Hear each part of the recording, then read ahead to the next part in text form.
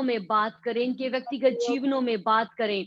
हम आज इस दोपहर के समय अपनी निगाहों को आपकी ओर लगाते हैं।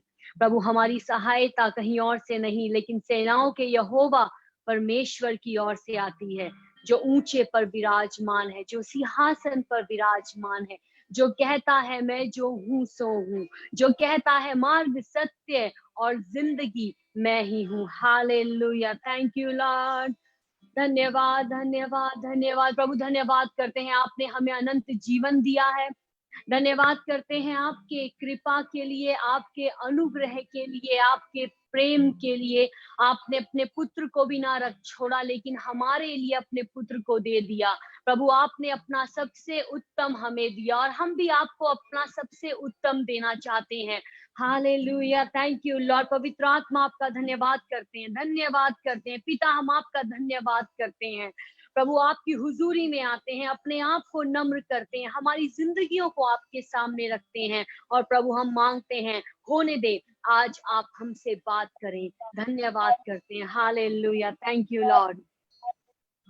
हालेलुया। ये आराधना का गीत है और इस गीत के बोल हैं, मुक्ति दिलाए यीशु नाम। और मुझे पता है ये सबको आता है। आइए मिलकर अपनी आवाजों को उठाते हुए, आप जहां पर भी हैं, मिलकर हम प्रभु का धन्यवाद करें और इस गीत को गाएं।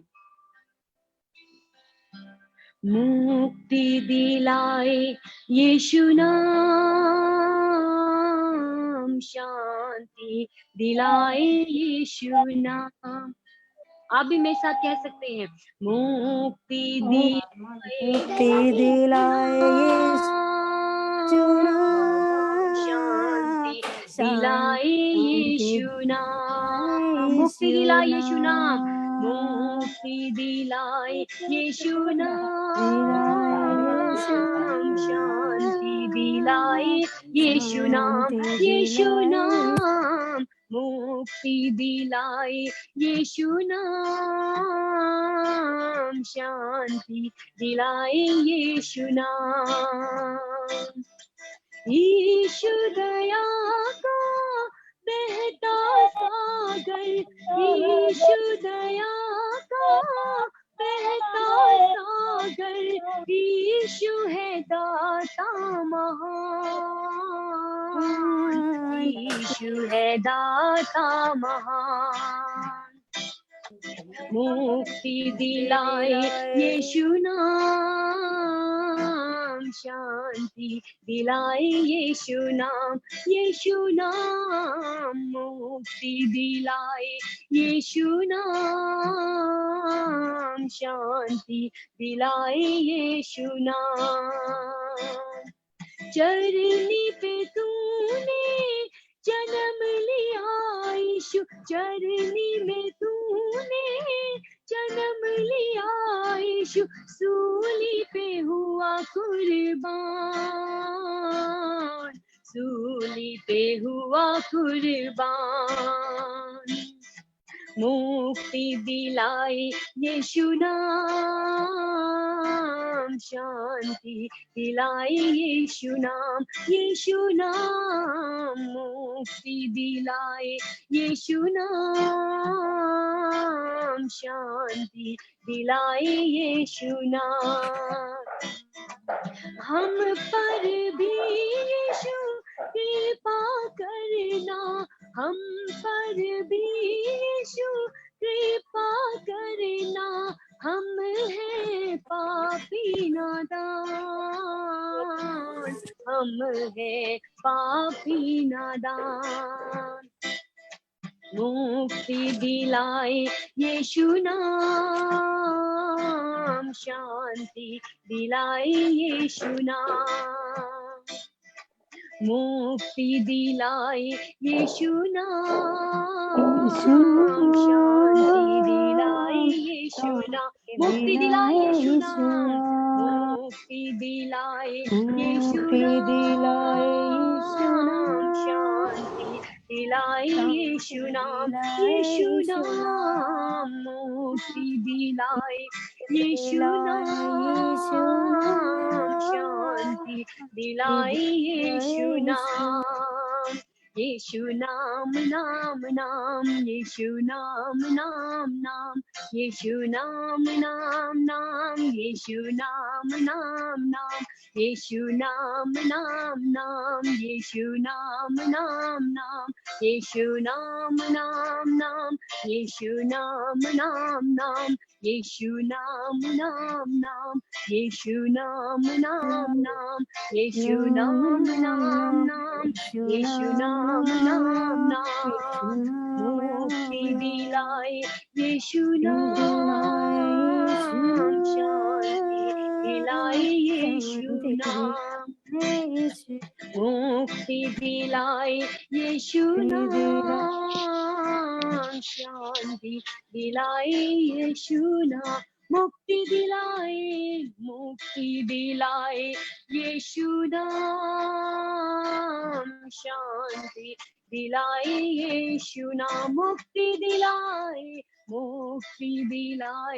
यीशु नाम, शांति दिलाए यीशु नाम, मुक्ति दिलाए यीशु नाम, शांति दिलाए यीशु नाम। प्रभु हम आपका धन्यवाद करते हैं, आपने हमें वो नाम दिया है जो सब नामों से ऊंचा नाम है। आपने वो नाम दिया है जिस नाम में शिफा है, जिस नाम में चंगाई है, जिस नाम में आजादी है, जिस नाम में आनंद है, जिस नाम में शांति है, जिस नाम में गुनाहों की क्षमा है, जिस नाम में अनंत जीवन है, जिस नाम में पापों की क्षमा है। हालेलुया। जिस नाम में दया है, जिस नाम में करुणा है और सच्चाई है। Hallelujah. Thank you lord, we worship you. तू ही मार्ग है, तू ही सत्य है, तू ही जीवन है मेरे प्रभु। कह दे, तू ही मार्ग है, तू ही मार्ग है, तू ही सत्य है। अब आ रही आवाज नहीं आ रही।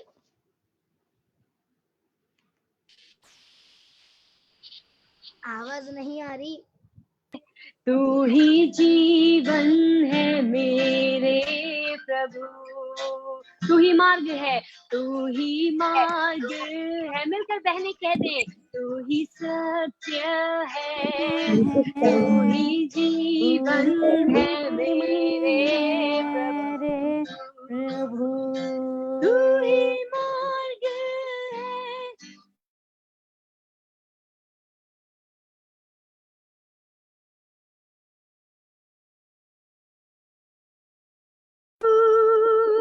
तू ही मार्ग है, तू ही सत्य है, तू ही जीवन है मेरे प्रभु।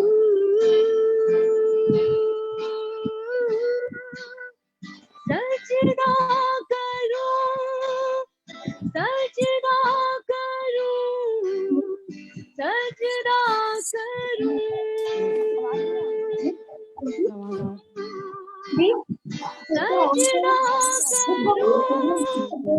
सजदा करूं, सजदा करूं,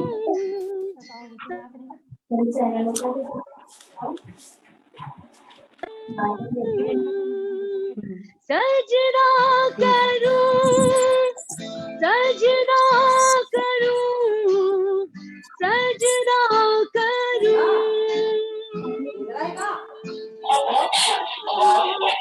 सजदा करूं, सजदा करूं, सजदा करूं।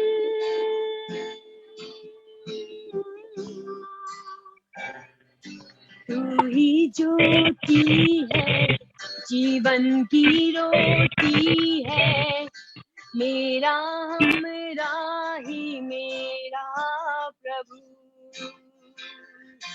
तू ही ज्योति है, जीवन की रोटी है, मेरा हमरा ही मेरा प्रभु। तू ही ज्योति है, तू ही ज्योति है, जीवन की रोटी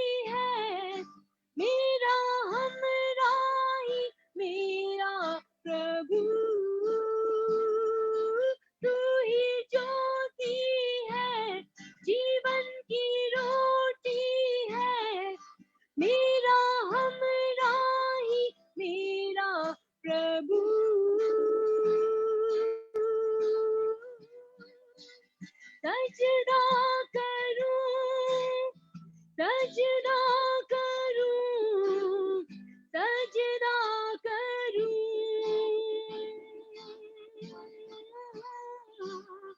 सजदा करूं, सजदा करूं, सजदा करूं,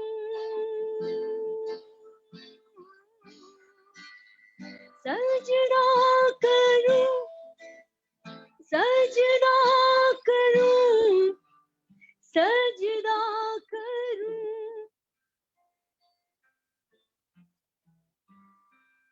सजदा करूं, सजदा करूं, सजदा करूं।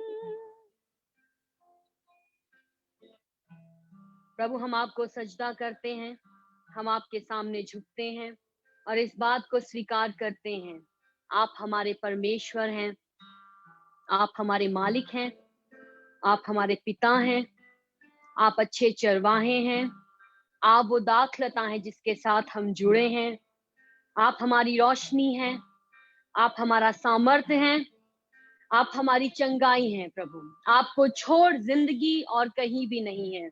प्रभु, धन्यवाद करते हैं आज के इस दिन के लिए। सबको एक बार फिर से आपके हाथों में सौंपते हैं। पवित्र आत्मा हर एक की अगुवाई करें, बुद्धि और समझ दें। यीशु मसीह के नाम से मैं प्रार्थना करती हूँ, हर अंधकार का काम इसी वक्त रुकने पाए। यीशु के नाम से मैं प्रार्थना करती हूँ, प्रभु अपने लोगों को बुद्धि और समझ दें, इनके मनों की आंखों को प्रकाशमान करें, ताकि जब आपका वचन बोला जाए हर एक की जिंदगी में 100 गुना फल लेकर आए। धन्यवाद करते हैं सब बातों के लिए, यीशु मसीह के मीठे प्यारे नाम में हम मांगते हैं, आमेन आमेन।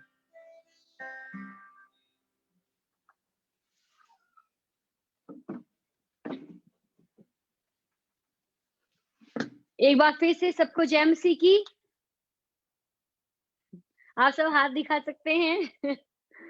बेशक मैं आपकी आवाज नहीं सुन सकती, लेकिन सबको जय मसीह की। बहुत खुशी है मुझे, आज मैं आपके साथ हूँ और सिस्टर रोहिणी के थ्रू आज मुझे इस मीटिंग में आने का मौका मिला और मैं विश्वास करती हूँ परमेश्वर का वचन आपकी जिंदगी में बहुतायत से काम करेगा। परमेश्वर का वचन इब्रानियों की पुस्तक में लिखा है, आज भी जीवित है, आज भी वो काम करता है।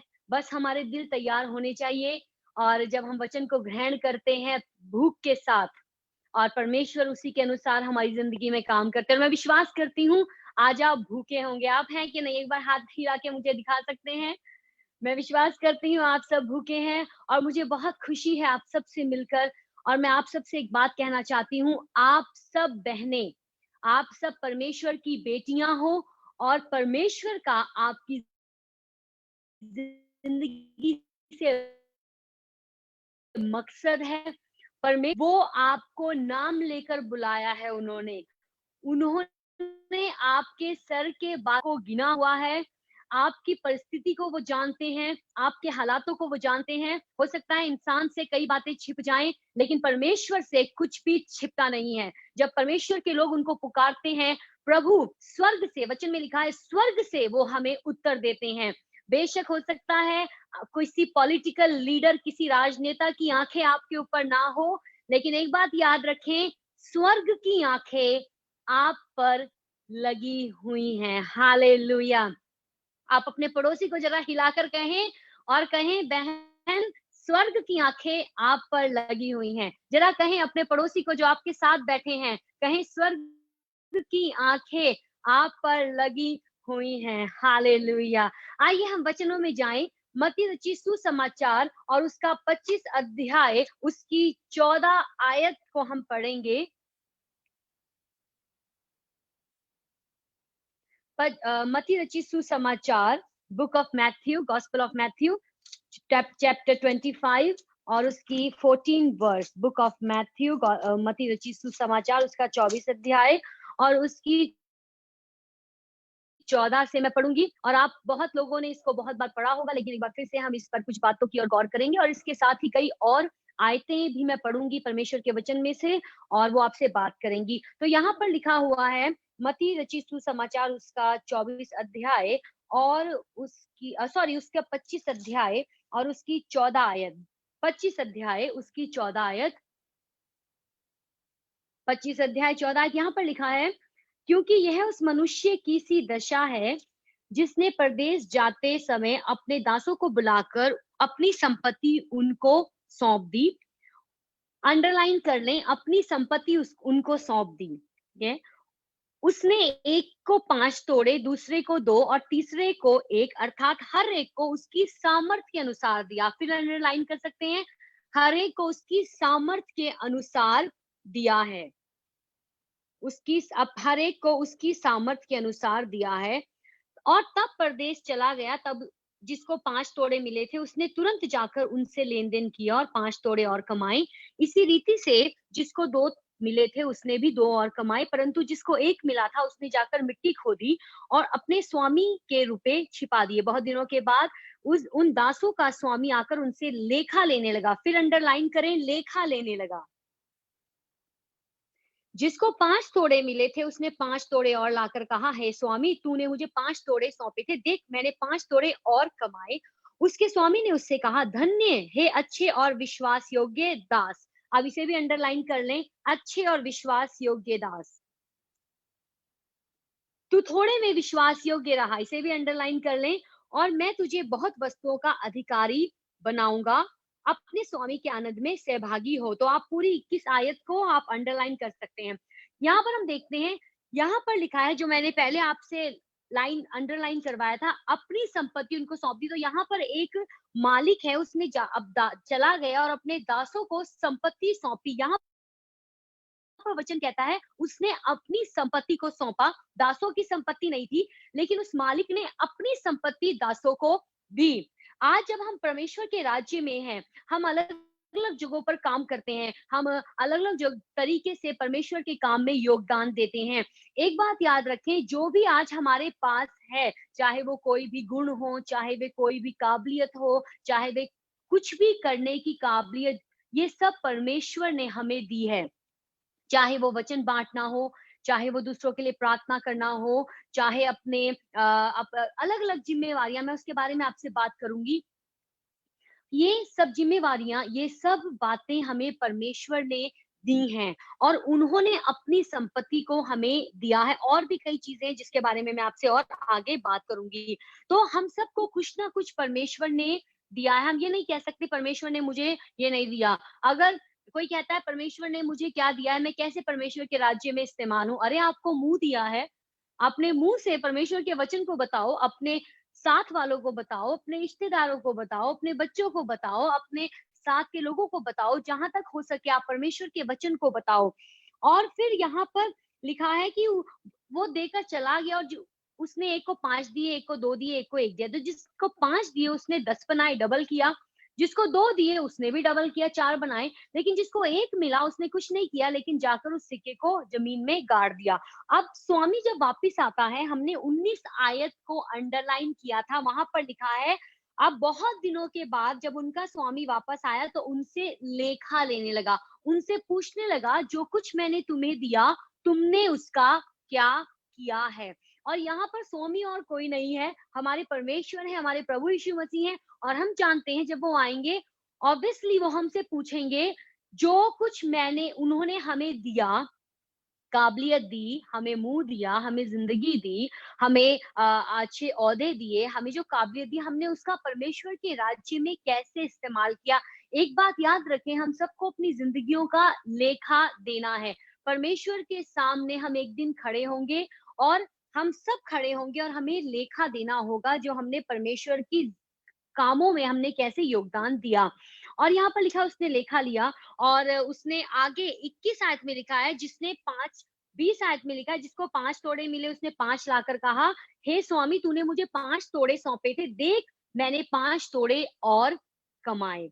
उसके स्वामी ने उससे कहा, धन्य। तो जिसको 5 मिले थे, तो क्या आप मुझे ऐसे करके दिखा सकते हैं, जिसको 5 मिले थे उसने कितने कमाए? 10। अपने हाथ को क्योंकि मैं आपकी वॉइस नहीं सुन सकती हूँ, तो इससे तो मुझे इशारों में हमें थोड़ा बात करनी पड़ेगी। तो जिसको 5 मिले थे, उसने 10 कमाए, जिसको 2 मिले थे, उसने 4 कमा लिए। और फिर जिसने 5 कमाए थे, वो आकर अपने स्वामी को कहता है, स्वामी देखो मैंने 5 का 10 बनाया। और स्वामी यहाँ पर उससे बहुत अच्छी बात कहता है 21 आयत में लिखा है, हे अच्छे और विश्वास योग्य दास, तू थोड़े में विश्वास योग्य रहा, मैं तुझे बहुतों वस्तुओं का अधिकारी बनाऊंगा। हालेलुया। थोड़े में विश्वास योग्य रहा। परमेश्वर ने आज जो कुछ भी हमें दिया है, हम क्या उसमें विश्वास योग्य हैं? हम जो प्रभु ने हमें कहा है करने के लिए, क्या हम उन छोटी-छोटी बातों में फेथफुल हैं, विश्वास योग्य हैं?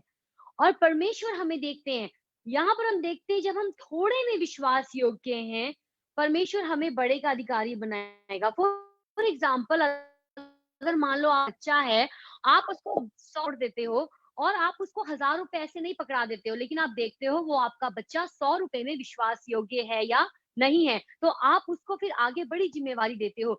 इसी प्रकार से परमेश्वर हमारी जिंदगियों में देखते हैं, जो उन्होंने हमें आज के लिए सौंपा है, क्या हम उस बातों में विश्वास योग्य हैं? चाहे वो छोटी से छोटी बात भी क्यों ना हो, परमेश्वर के लिए छोटी से छोटी बात भी बहुत मायने रखती है। चाहे वो परमेश्वर के राज्य में छोटा सहयोग ही क्यों ना हो। हालेलुया। क्योंकि वचनों में हमें पढ़ा, काबिलियत के अनुसार उस मालिक ने अपने दासों को दिया। परमेश्वर ने भी हमें काबिलियत के अनुसार दिया है। परमेश्वर ने हमारे अंदर उस काबिलियत को डाला है ताकि हम परमेश्वर के कामों में आगे बढ़ सके। तो मैं आपको कहना चाहूंगी कि जो कुछ भी परमेश्वर ने आज आपके हाथों में सौंपा है, चाहे वो छोटे से छोटा काम हो, चाहे वो बड़े से बड़ा काम हो, चाहे वो परिवार को संभालने का काम हो, चाहे वो कलीसिया में आगे बढ़कर कामों को करने का काम हो, चाहे वो परमेश्वर के वचन को दूसरों तक ले जाने का काम हो, किसी भी माध्यम से, किसी भी जरिए के द्वारा आप जब उसमें विश्वास योग्यता दिखाते हैं, परमेश्वर उसको देखता है। वचन में लिखा है, स्वर्ग हमारी ओर देखता है, परमेश्वर की आंखें उनके लोगों पर लगी हुई हैं। एक हम आयत पढ़ेंगे, पहला शमूएल उसका 2 अध्याय और उसकी 9 आयत में लिखा है कि परमेश्वर अपने विश्वास योग्य लोगों के कदमों को संभालते हैं। हालेलुया। पहला शमूएल उसका 2 अध्याय उसकी 9 आयत। परमेश्वर अपने विश्वास योग्य लोगों के कदमों को संभालते हैं। जब हम विश्वास योग्यता के साथ आगे बढ़ते हैं, परमेश्वर हमें संभालते हैं। तो परमेश्वर ने हमें कुछ सौंपा है। उस दास ने उस मालिक ने उन दासों को तोड़े दिए थे, टैलेंट्स दिए थे, कुछ सौंपा था। आज परमेश्वर ने हमारे हाथों में बहुत कुछ सौंपा है, जिसके बारे में मैं आपसे बात करूंगी। हम देखते हैं परमेश्वर ने जब पहला आदम बनाया, आदम और हवा को बनाया और उनको कुछ काम सौंपा। वचन में लिखा है, तब परमेश्वर ने आदम को उठाकर अदन की वाटिका में रखा और उसको कहा कि तू अभी अदन की वाटिका को संभाल, इसमें कार्य कर। तो आदम को ये नहीं था कि तू आराम से बैठ, लेकिन परमेश्वर ने कहा कार्य कर, इसको संभाल, मैंने तुझे दे दिया है, मैंने तुझे अपने स्वरूप में बनाया है, मैंने तुझे अपनी समानता में बनाया है, अब मैंने तुझे वो काबिलियत दे दी। कई बार हम सोचते हैं, पता नहीं मुझ में ये काबिलियत है या नहीं, पता नहीं मैं प्रभु के लिए ये कर पाऊंगी कि नहीं, अरे मुझे जिम्मेवारी तो मिल गई है, मेरे अगुवे ने मुझे जिम्मेवारी दे दी है, पता नहीं मुझसे ये कैसे होगा, पता नहीं प्रभु मैं लगातार प्रार्थना में बनी रहूंगी कि नहीं, प्रभु पता नहीं मैं पापों के ऊपर विजय पाऊंगी कि नहीं, प्रभु पता नहीं जो मुझ में कमजोरियां हैं मैं उसके ऊपर विजय पाऊंगी या नहीं। मैं आपको कहना चाहती हूँ, अगर आप एक ऐसे व्यक्ति हैं, परमेश्वर ने ऑलरेडी आपके अंदर उस काबिलियत को भरा है। याद रखो, हम उस परमेश्वर की सेवा करते हैं जिसने मौत के ऊपर विजय पाली है, जिसने सब कुछ पहले ही भर दिया है और उसने अपनी काबिलियत आपको दी है मौत पर फतेह पाकर। हर शैतान की युक्ति के ऊपर उसने फतेह पाई है, हर बुराई के ऊपर उसने फतेह पाई है, हर कमजोरी के ऊपर उसने फतेह पाई है और हमें वो बल दिया है, हमें अपना सामर्थ्य दिया है, हमें वो काबिलियत दी है जो हम समझते हैं कि हम नहीं कर पाएंगे, लेकिन मैं आपको बता दूं, परमेश्वर के आत्मा के द्वारा आप सब कुछ कर सकते हो। Hallelujah, hallelujah. तो वो अपने विश्वास योग्य व्यक्ति के पैरों को संभालता है, उसको मजबूत करता है। अब जैसे मैंने आपसे कहा, आदम को परमेश्वर ने अदन की वाटिका में रखा, उसको कहा संभाल इन चीजों को। आज भी परमेश्वर ने अपनी कलीसिया होने के नाते, अपना बदन होने के नाते, यीशु का जब हम बदन है, परमेश्वर ने हमारे हाथों में कुछ बातों को सौंपा है और उसकी योग्यता, मैं बार-बार क्यों इसलिए कह रही हूँ ताकि आप लोगों के अंदर ये चीज़ बन जाए, ये घर कर जाए, आपके अंदर वो काबिलियत है। अपने आप को इंसान की नज़र से मत देखें, अपने आप को परमेश्वर की नज़र से देखें। आपके अंदर वो काबिलियत है जो आपको लगता है असंभव है, परमेश्वर कहते हैं मेरे द्वारा ये संभव है। आइए हम एक वचन पढ़ें, ये वचन है दूसरा तीमुथियुस उसका पहला अध्याय और उसकी 12 से लेकर 14 आयत। दूसरा तीमुथियुस 14 पहला अध्याय, दूसरा तीमुथी पहला अध्याय और उसकी 12 से लेकर 14 आयत तक। फर्स्ट तीमुथियुस चैप्टर 1 वर्स 12 टू 14। और यहाँ पर लिखा है 12 से 14 पढ़ूंगी। मैं अपने प्रभु यीशु मसीह का जिसने मुझे सामर्थ्य दी है धन्यवाद करता हूँ कि उसने मुझे विश्वासियों के समझकर अपनी सेवा के लिए ठहराया है। तो ये परमेश्वर ने विश्वास योग्य समझा है इसलिए हमें बुलाया है। प्रभु हम पर विश्वास करते हैं, जैसे हम परमेश्वर पर ट्रस्ट करते हैं, प्रभु हम पे एंट्रस्ट करते हैं। हमें वो काबिलियत देते हैं और हम पर विश्वास करते हैं कि जो उन्होंने हमारे हाथों में सौंपा है, हम उस काम को बखूबी करेंगे। लिखा है 12 आयत में, मैं अपने प्रभु यीशु मसीह का जिसने मुझे सामर्थ दिए धन्यवाद करता हूँ कि उसने मुझे विश्वास योग्य समझकर अपनी सेवा के लिए ठहराया है। मैं तो पहले निंदा करने वाला और सताने वाला, अंधेर करने वाला था। पौलुस यहाँ पर तिमुथी को लेटर लिख रहा है। अंधेर करने वाला था तो भी मुझ पर दया हुई क्योंकि मैंने अविश्वास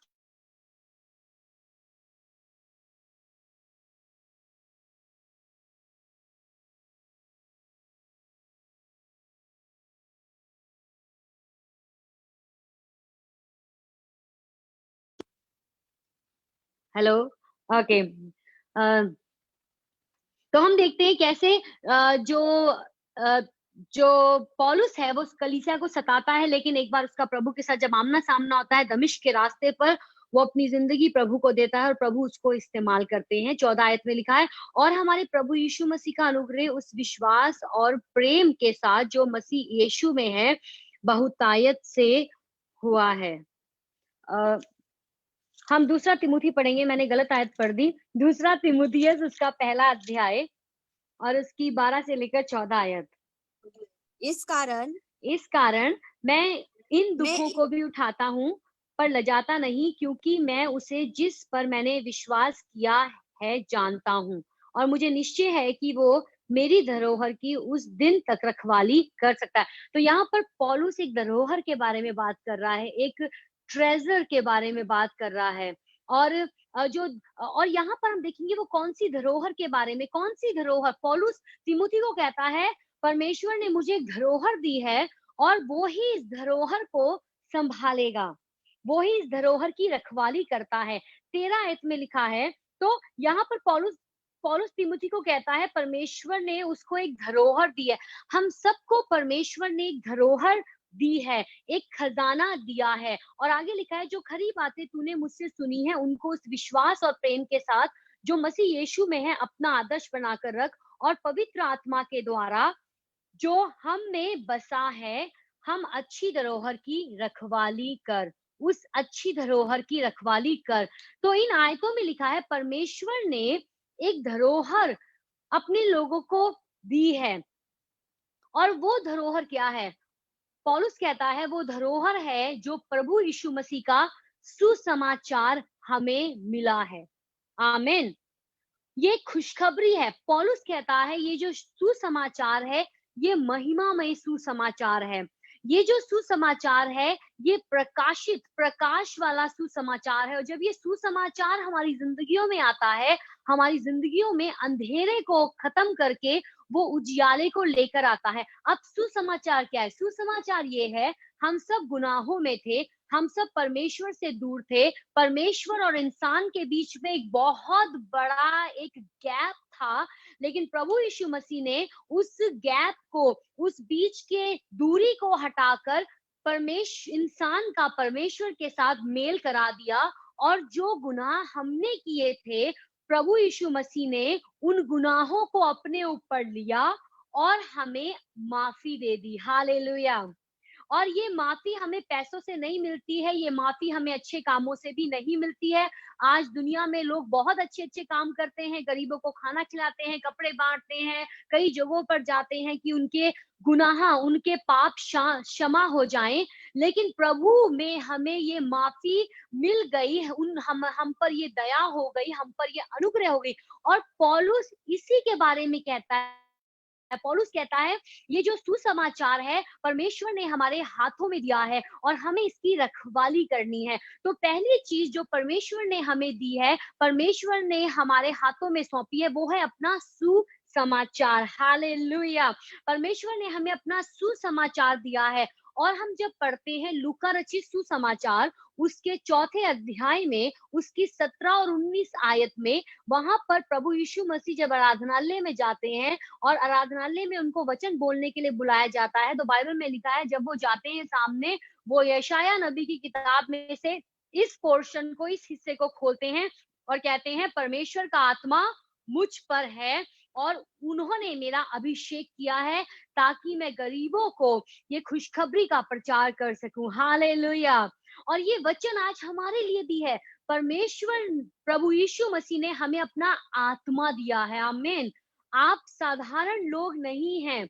हम साधारण होते हुए भी असाधारण सामर्थ्य से भरे हैं। हम हो सकता है बाहरी रूप में बड़े साधारण लोग दिखते हो, लेकिन याद रखें हमारे अंदर सर्वशक्तिमान परमेश्वर का आत्मा वास करता है, उनका रूह वास करता है, उनका हमारा जिस्म उनके आत्मा का मंदिर है। हालेलुया। अपने पड़ोसी को कहो आप कमजोर नहीं हो।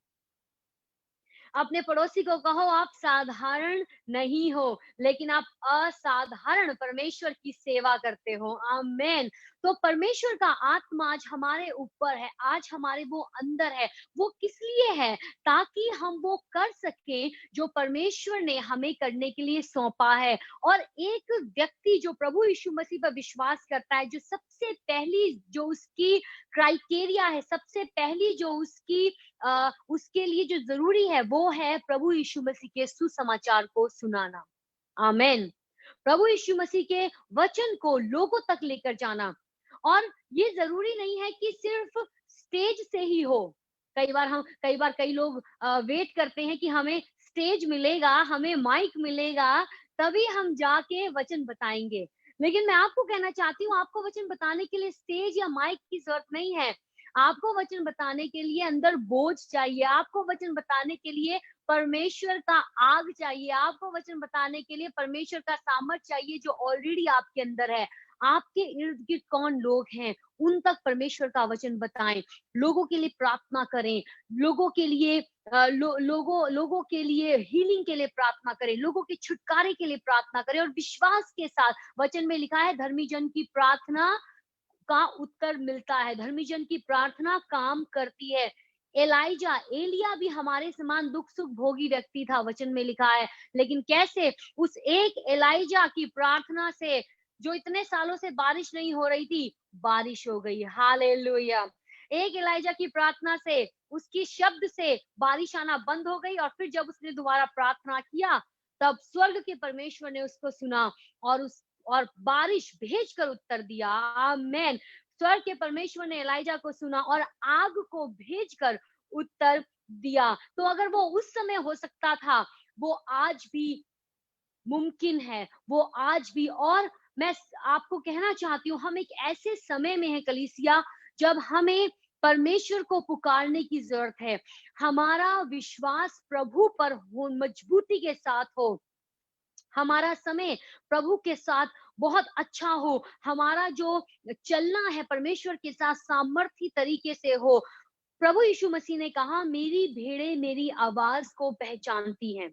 वचन में लिखा है, परमेश्वर का आत्मा कलीसियाओं से कहता है। तो आज भी प्रभु हमसे बात करते हैं, लेकिन क्या हम उनकी बात को सुनते हैं? क्या हम अपने कानों को उनकी ओर लगाते हैं? हमें सिर्फ अपने कानों को उनकी ओर लगाना है और कहना है, प्रभु हम यहाँ पर हैं, सुने, हमें सुनाएं, आप क्या कहना चाहते हैं। और वो आपसे बात करते हैं। हो सकता है वो धीमी सी आवाज से आपके अंदर से बात करें। हो सकता है वो जब आप वचन पढ़ते हो, परमेश्वर का वचन पढ़ते हो, आप उसके द्वारा आपसे बात करें, लेकिन आपके अंदर भूख होनी चाहिए। आपके अंदर परमेश्वर को सुनने के लिए एक तड़प होनी चाहिए। जब आप प्रभु को आदर देते हो, वो आपको आदर देते हैं। जब आप कहते हो ना, प्रभु मुझे आपको सुनना है और मुझे अपनी बातों को बताएं, परमेश्वर आपको जरूर उत्तर देंगे, जरूर उत्तर देंगे। वो आपसे बात करेंगे, चाहे वो बात वचनों के द्वारा हो, चाहे वो बात परिस्थितियों के द्वारा हो, चाहे वो भीतर से आवाज हो, चाहे वो आप अपने कानों में जैसे कोई आपसे बात करता हो, आप ऐसे आवाज को सुन सकते हैं। चाहे वो दर्शन के द्वारा हो जब आप सो रहे हो, चाहे वो सपनों के द्वारा हो जब आप सो रहे हो। और कई बार ऐसा होता है, जब हम सो रहे हैं, परमेश्वर हमें रातों को जगाकर हमसे बात करते हैं। वो हमसे बात करना चाहते हैं, वो अपने दिल को हमारे साथ जाहिर करना चाहते हैं, लेकिन क्या हम तैयार हैं? मैं ये नहीं कहती कि हम अपनी जिम्मेवारियों को साइड में कर दें, हम सबके ऊपर जिम्मेवारियां हैं, लेकिन सबसे पहली जो जरूरी बात है वो है अपने परमेश्वर से, अपने पूरे मन से, पूरे दिल से, पूरी जान से, पूरी ताकत के साथ प्रेम करो। हालेलुया। और जब हम परमेश्वर से प्रेम करते हैं, हम उनकी हाथ को अपनी जिंदगी में देखते हैं, हम उनके कामों को अपनी जिंदगी में देखते हैं, हम एक नए स्तर में जाते हैं। तो परमेश्वर पिता ने हमारे हाथों में अपने सुसमाचार को दिया है ताकि हम उसे बांट सके। और वो किसी को अपने मुंह के शब्द के द्वारा हो सकता है। कई बार कई लोग सुनते नहीं, तो हम उनके लिए प्रार्थना कर सकते हैं। कई बार कई लोग बीमारी में होते हैं, हम जो प्रभु को नहीं मानते, लेकिन जब हम उनके लिए प्रार्थना करें, वो चंगाई पाते हैं, छुटकारा पा लेते हैं। इस तरीके से उनकी जिंदगियों में काम होता है। और साथ ही अपनी जब लोग हमारी जिंदगियों को देखते हैं, वो हमारी जिंदगियों में प्रभु यीशु मसीह को चलता फिरता देखते हैं या नहीं देखते। आमीन। लोगों को हमारी जिंदगी में वो लाइट देखने दो, वो उजाला देखने दो। यीशु मसीह ने कहा, तुम इस जगत की ज्योति हो। यीशु ने कहा, तुम इस जगत का नमक हो। जब आप खाना बनाते हो, क्योंकि बहनें ही हैं, जब आप खाना बनाते हो, आप सारे मसाले डाल लो। मुझे पता है आप ज्यादातर, आप कई बहनें महाराष्ट्र से हैं, कई नागपुर से हैं, अलग अलग जगहों से, पंजाब से भी हमारे साथ लोग जुड़े हैं। और जब हम खाना बनाते हैं, सबके अलग अलग खानों की वैरायटी है। पंजाबी खाना थोड़ा अलग है, दक्षिण भारत का खाना थोड़ा अलग है। और जब हम खाना बनाते हैं, हम सब मसालों को डाल दें, लेकिन अगर नमक डालना भूल जाएं, तो घर वाले क्या बोलते हैं? कहते हैं बहुत अच्छा खाना बना है। घर वाले कहते हैं, अरे नमक तो डालना आप भूल गए हो। जो सबसे जरूरी है, एक खाने में नमक ना हो तो बेस्वाद है, आप चाहे अच्छे से अच्छा मसाला भी क्यों ना डाल दो। तो प्रभु यीशु मसीह ने हमें किसी और चीज के साथ तुलना नहीं करी। प्रभु यीशु मसीह ने कहा, तुम इस जगत का नमक हो। और नमक जब आप सब्जी में ज्यादा डाल देते हो, कम का तो इलाज है। कई बार जब खाना बनता है, मेरे बच्चे मुझे कहते हैं, अरे खाने में नमक कम है, तो मैं उन्हें कहती हूँ, कम का तो इलाज है, लेकिन ज्यादा का इलाज नहीं है। कम है तो थोड़ा और ज्यादा डाल देंगे, लेकिन अगर ज्यादा हो गया तो फिर उसका उसका वो कड़वा बन जाएगा, वो स्वाद नहीं रहेगा, वो बेस्वाद हो जाएगा। तो हमारी जिंदगियों से प्रभु यीशु मसीह का स्वाद जाहिर होने दो। लोगों को हमारी जिंदगियां चखने दो, लोगों को हमारी जिंदगियां देखने दो। ये हमारे लिए बहुत जरूरी है। एक तरफ हम प्रार्थना करते हैं लोगों के लिए, चंगाई के लिए लंबी लंबी प्रार्थना करते हैं, अन्य भाषा बोलते हैं, दुष्ट आत्माएं निकल रही हैं, लेकिन दूसरी तरफ अगर हमारी जिंदगी में आत्मा का फल दिखाई नहीं देता है, जो बहुत जरूरी है, प्रभु यीशु मसीह कहते हैं, तुम्हें फल हो और तुम्हारा फल बना रहे। हमारे अंदर फल क्या है? फल हमारी जिंदगी में खूबसूरती को लेकर आता है। एक पेड़ उसके फल से जाना जाता है। अब आप एक पेड़ लगा लो, मान लो आपके जो भी एरिया में पेड़ हो, मैंने सुना है महाराष्ट्र की तरफ अनार बहुत होते हैं।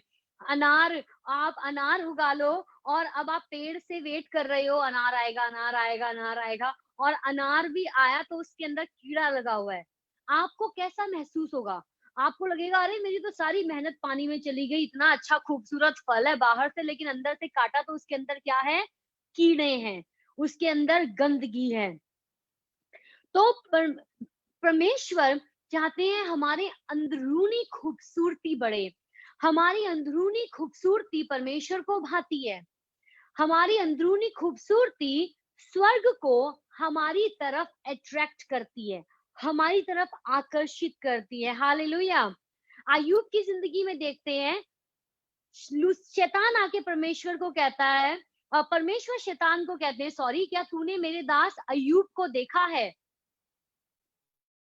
परमेश्वर गवाही दे रहे हैं, तूने मेरे दास अय्यूब को देखा, यानी कि अय्यूब में कोई काबिलियत थी इसलिए तो परमेश्वर गवाही दे रहे हैं। दाऊद की जिंदगी को देखो, दाऊद के बारे में परमेश्वर कहते हैं शमूएल को, मैंने एक व्यक्ति को ढूंढ लिया है जो मेरे हृदय को समझता है। प्रभु यीशु मसीह के बारे में गवाही होती है, ये मेरा प्रिय पुत्र है और इससे मैं प्रसन्न हूँ। हालेलुया। स्वर्ग हमारी गवाही देता है, स्वर्ग हमारी जिंदगी को देखता है। हमारी अंदरूनी खूबसूरती परमेश्वर को पसंद आती है, हमारी अंदरूनी खूबसूरती परमेश्वर को, स्वर्ग को हमारी ओर खींचती है, लोगों को हमारी ओर खींचती, गलत वे में नहीं लेकिन अच्छे वे में। जब लोग हमारी जिंदगी में पवित्रताई को देखते हैं, जब लोग हमारी जिंदगी में परमेश्वर के ज्ञान को देखते हैं, उनकी समझ को देखते हैं, उनकी बुद्धि को, जब हम बोलते हैं, लोगों को प्रोत्साहन मिलता है। कई बार कई लोग जब बोलते हैं, उनकी जुबान से ऐसा है, उनकी जुबान और तीखी छुरी, लेकिन वचन कहता है हमारी जुबान क्या होनी चाहिए? जीवन दायिनी फल होनी चाहिए। जब हमारी जुबान खुले, उसमें से पत्थर ही ना बरसे, उसमें से कड़वाहट ही ना बरसे, लेकिन उसमें से प्रेम बरसे, उसमें से दया बरसे, उसमें से शांति हो। प्रभु यीशु मसीह जब चेलों के सामने आते हैं पुनरुत्थान के बाद, जब वो रूम में होते हैं, प्रभु यीशु मसीह उन्हें क्या कहते हैं? तुम्हें शांति मिले। हालेलुया। और जब वो शांति का परमेश्वर हमारे अंदर है, हमारी जिंदगी से क्या लोगों को शांति मिलती है? जब हम किसी जगह पर होते हैं, क्या उस जहां पर भी हम, चाहे वो हमारा परिवार हो, चाहे वो हमारी कलीसिया हो, चाहे वो हमारा काम करने का जगह हो, क्या जब लोगों के बीच में हम होते हैं, लोग हमारी जिंदगी में वो शांति देखते हैं? और क्या वो शांति हमारे द्वारा लोगों की जिंदगी में काम करती है या नहीं? प्रभु यीशु मसीह ने कहा, वचन को केवल सुनने वाले मत बनो, लेकिन वचन को करने वाले बनो, वचन पर चलने वाले बनो। हालेलुया। सिर्फ हम जुबान से ही बोलते रहें, लेकिन अगर हमारी जिंदगियां उस चीज को दर्शाती नहीं है, तो वो आधा काम होता है। परमेश्वर बाहरी चीजों से इंप्रेस नहीं होते। हम लोगों को अपनी चीजों से इंप्रेस कर सकते हैं अच्छे अच्छे शब्द बोल के, लेकिन परमेश्वर हमारी जिंदगी की खराई को देखते हैं, परमेश्वर हमारी जिंदगी की सच्चाई को देखते हैं, परमेश्वर हमारी जिंदगी में प्रेम को, उस क्षमा को देखते हैं। हालेलुया। तो पहली चीज जो परमेश्वर ने हमारे हाथों में सौंपी है, वो है अपना सुसमाचार, जो महिमामय है, जो सामर्थ्य है, जो काम करता है। और परमेश्वर ने आपको अपना आत्मा दिया है ताकि आप सुसमाचार के चलते फिरते उदाहरण हो। जब लोग आपकी जिंदगी को देखें, वो कहें, अरे वो देखो, इनकी जिंदगी में यीशु नजर आता है, इनकी जिंदगी में परमेश्वर की शांति नजर आती है। जब प्रभु यीशु मसीह ने कहा, जब लोग तुम्हारे भले कामों को देखेंगे, तो वो जो पिता तुम्हारा स्वर्ग में है, वो उसकी बड़ाई करेंगे। जब लोग हमारी जिंदगियों को देखते हैं, हमारी जिंदगियों से किसकी बड़ाई होती है? पिता की। सारी आदर महिमा पिता को जाती है। आमीन। तो हमें ऐसा कुछ भी नहीं कहना, ऐसा कुछ भी नहीं करना जो दूसरों की जिंदगी में कड़वाहट को लेकर आए। वचन में लिखा है, नीति वचन में, परमेश्वर ऐसे व्यक्ति से घृणा करते हैं जो दो भाइयों के बीच में लड़ाई झगड़े को उत्पन्न करता है। वहां पे हम भाई को हटा के जरा हम बहनें भी लिख दें। ऐसी बहन से या ऐसी बेटी से परमेश्वर पसंद नहीं करते हैं जो दो लोगों के बीच में लड़ाई झगड़े को उत्पन्न करे। और लड़ाई झगड़े को उत्पन्न करने में सबसे ज्यादा योगदान हमारी जुबान का होता है। अपने पड़ोसी को कहें, जुबान का सही इस्तेमाल करें। कहें अपने पड़ोसी को, जुबान का सही इस्तेमाल करें। सबसे बड़ा योगदान ही इसी का है। आप वचन पढ़ के देख लो, नीति वचन जुबान का योगदान है। इसी से ही किसी को एक व्यक्ति खड़े खड़े ही मार सकता है, इसी से ही एक व्यक्ति किसी को बना सकता है। आमीन। परमेश्वर ने हमें ये जुबान बनाने के लिए दी है, इसीलिए इसका सही इस्तेमाल करना है। तो पहली चीज परमेश्वर ने हमें अपना सुसमाचार दिया है, खुशखबरी दी है ताकि हम लोगों तक पहुंचा सकें। दूसरी बात, जो परमेश्वर जिस चीज के लिए हम पर विश्वास करते हैं, ट्रस्ट करते हैं, हमें जो सौंपा है वो है प्रार्थना। सब कहें प्रार्थना। एक बड़ा खूबसूरत वचन है और वहां पर है पहला शमूएल, अगर आप खोल सकते हैं मेरे साथ, पहला शमूएल की किताब पुराने नियम में है, पहला शमूएल की किताब उसका 12 अध्याय और उसकी 23 आयत, 12 अध्याय और 23 आयत। यहाँ पर शमूएल नबी कहता है, फिर यह मुझसे दूर हो कि मैं तुम्हारे लिए प्रार्थना करना छोड़कर यहोवा के विरुद्ध पापी ठहरूं। मैं तो तुम्हें अच्छा और सीधा मार्ग दिखाता हूँ। तो यहाँ पर शमूएल कहता है, फिर ये मुझसे दूर हो कि मैं तुम्हारे लिए प्रार्थना करना छोड़कर यहोवा के विरुद्ध पापी ठहरूं। तो शमूएल कहता है, ये नामुमकिन है कि मैं प्रार्थना करना छोड़ दूं।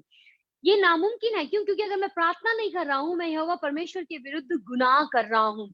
परमेश्वर ने अपनी कलीसिया को प्रार्थना करने की जिम्मेवारी दी है। उन्होंने हमारे मुंह में अपने शब्दों को दिया है ताकि हम वचन को डिक्लेयर करके प्रार्थना कर सकें। हालेलुया। प्रभु यीशु मसीह, वचन में लिखा है, पिता के दाहिने हाथ बैठकर, अगर आप हवाला लिखना चाहते हैं आप लिख सकते हैं, रोमियो की किताब उसका 8वां अध्याय और उसकी 34 आयत, book of Romans chapter 8 verse 34। यहाँ पर लिखा है, प्रभु यीशु मसीह भी अभी पिता के दाहिने हाथ बैठकर हमारे लिए मध्यस्थ की प्रार्थना करते हैं। रोमियो 8 का 34। प्रभु यीशु मसीह भी जो मुर्दों में से जी उठा, मरा और मुर्दों में से जी उठा, और आज भी पिता के दाहिने हाथ बैठकर हमारे लिए वो मध्यस्थ की प्रार्थना करते हैं। कई लोग कहते हैं हमसे प्रार्थना नहीं होती है, हमें नींद आ जाती है। प्रभु से मांगे, प्रभु आपकी मदद करेंगे ताकि आप एक बोझ के साथ प्रार्थना करें। परमेश्वर देते हैं, आप बोलो प्रभु मुझे बोझ दो प्रार्थना करने का। और जिस समय में आज हम हैं, पूरी दुनिया में एक डर और खौफ का माहौल है। हम देखते हैं कोरोना वायरस के कारण, और कई लोग अपनी जॉब्स, कई लोगों की जॉब्स चली गई हैं, काम धंधे बंद हो गए हैं, बड़ी बड़ी फैक्ट्रियां शट डाउन हो गई हैं, लोगों के पास कुछ भी काम करने के लिए नहीं है, लोग खौफ में जी रहे हैं। ये समय है कलीसिया, हमारे सोने का नहीं लेकिन हमारे उपवास में बैठने का, प्रार्थना में आगे बढ़ने का, लोगों के लिए प्रार्थना करने का। शमूएल कहता है, मैं कैसे गुनाह करूं यहोवा परमेश्वर के विरुद्ध, जब अगर मैं तुम्हारे लिए प्रार्थना नहीं करता हूं। यहाँ पर वो अपना दिल जाहिर कर रहा है। हम प्रभु के लोगों की एक बहुत बड़ी जिम्मेवारी है, और वो जिम्मेवारी है प्रार्थना करने की। और पर जब हम अपने आप को नम्र करते हैं, जैसा इतिहास की पुस्तक में लिखा है, परमेश्वर कहते हैं, जब मेरी प्रजा के लोग अपने आप को नम्र करेंगे, अपने बुरे मार्गों से पलट जाएंगे, और फिर जब मुझे वो पुकारेंगे, मैं स्वर्ग से उनको उत्तर दूंगा और उनकी जमीनों को, उनके लोगों को मैं चंगा करूंगा। तो आज ये हमारे ऊपर जिम्मेवारी है, हम प्रभु को पुकारना शुरू करें इन सब हालातों के बीच में, क्योंकि एक बात याद रखें, स्वर्ग हम लोगों के ऊपर खुला है। हालेलुया। स्वर्ग हमारे ऊपर खुला है, हमें वो एक्सेस है, हमें वो, हम स्वर्ग तक हमारी प्रार्थनाएं जाती हैं, स्वर्ग से हमारी प्रार्थनाओं का उत्तर आता है। हालेलुया। तो प्रभु यीशु मसीह भी आज हमारे लिए मध्यस्थ की प्रार्थना कर रहे हैं, हमारे लिए भी जरूरी है। अपने पड़ोसी को कहें, प्रार्थना में निरंतर लगे रहें।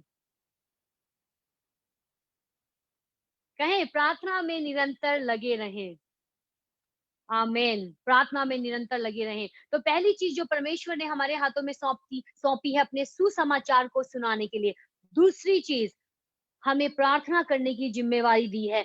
तीसरी चीज जो बहुत खास है, जिसको आप पैसा लेकर भी खरीद नहीं सकते हो, वो है हमारा समय, जिसको कहते हैं टाइम। वो है हमारा समय। बाइबल में हम पढ़ते हैं, परमेश्वर के लोग समयों को पहचानते थे।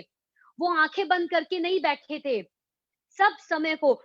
डैनियल वेट कर रहा था कब 70 साल पूरे होंगे, जब वो गैर यहूदी और बेबीलोनियन राजाओं के बीच में था। वो समय को पहचानते थे। वचन में लिखा है, जब समय पूरा हुआ, पर प्रभु परमेश्वर ने अपने पुत्र को सही समय में भेजा। वचन में लिखा है इस आकाश के नीचे और पृथ्वी के ऊपर हर एक बात का समय है। हमें समय को पहचानना है। एक बहुत ही खूबसूरत आयत है और उसके बारे में लिखा है नीति वचन उसका 6 अध्याय उसकी 6 से लेकर 8 आयत तक। वहां पर लिखा है नीति वचन उसका 6 अध्याय और उसकी 6 से लेकर 8 आयत तक आप बाद में पढ़ सकते हैं। यहाँ पर लिखा है जो भी मैं पढ़ लूंगी, 1 मिनट मुझे पढ़ने दें। नीति वचन उसका 6 चैप्टर और उसकी 6 से लेकर 8 तक। यहाँ लिखा है, हे आलसी चींटियों के पास जा, उनके काम पर ध्यान दे और बुद्धिमान हो। तो प्रभु का वचन हमें किसके पास जाने के लिए कह रहा है? चींटियों के पास। बड़े से बड़े हाथी के पास नहीं कहा, ये नहीं कहा कि जिराफ के पास चले जाओ, शक्तिशाली के पास चले जाओ। आपने चींटी देखी होगी, आजकल गर्मी का सीजन है, हर जगह चींटियां दिखती हैं। कई बार हम उनको हिट लेकर मार रहे होते हैं, कई बार हम उनको आटा लेकर भगा रहे होते हैं, कई बार लोग उनको हल्दी डाल के भगा रहे होते हैं। चींटियां, परमेश्वर कहते हैं चींटियों की ओर ध्यान दो, यानी कि चींटियों में भी बुद्धि है और परमेश्वर का वचन हमें उनसे कुछ सीखने के लिए कहता है। नीति वचन 6 अध्याय उसकी 6 से लेकर 8 आयत। यहाँ लिखा है, हे आलसी चींटियों के पास जा, उनके काम पर ध्यान दे और बुद्धिमान हो। उनके काम पर ध्यान दे और बुद्धिमान हो। उनके ना तो कोई न्यायी होता है, न्यायी इंग्लिश बाइबल में लिखा है without having any chief officer और ऑफिशियल। उनका कोई भी लीडर नहीं होता है, लीड करने के लिए उनको कोई नहीं है, ना प्रधान है ना प्रभुता करने वाला है। तो भी वे अपना आहार धूप काल में संचय करती हैं। जब धूप काल है वो अपने खाने को इकट्ठा करती हैं। उनको पता है ये मौसम है इकट्ठा करने का, और इसके बाद जब बरसात शुरू हो जाएगी हम बहुत नीचे चले जाएंगे और जो कुछ हमने गर्मियों में इकट्ठा किया है हम उसको उन समय में खाएंगे और अपने आप की रक्षा करेंगे। उसके बाद सर्दियां आएंगी तो कैसे हमने अपने आप को बचाना है, वो समय को समझती हैं और वो समय का सही इस्तेमाल करती हैं। और आगे लिखा, कटनी के समय अपनी भोजन वस्तु बटोरती है।